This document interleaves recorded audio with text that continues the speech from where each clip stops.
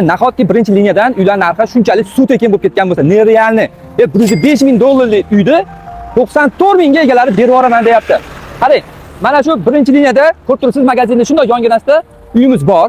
Kvadrati ham 77 kvadrat. Bu ko'chani menimcha bilmagan odam o'zi bo'lmasa kerak. Qarang, mana bu ko'chadan to'g'ri yursangiz yarmarkaga chiqasiz, Kazinka.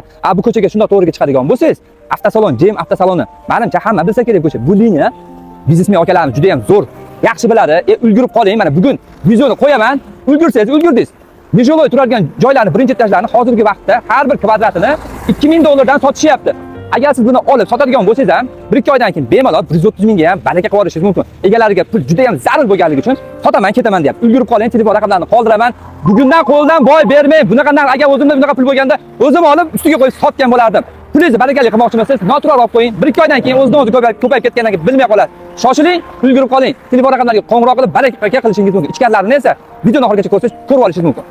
Men sizga hozir yaqindan ko'rsataman, qanaqa joyda joylashganini. Ko'rib turibsiz, mana magazinimiz faoliyat olib boryapti.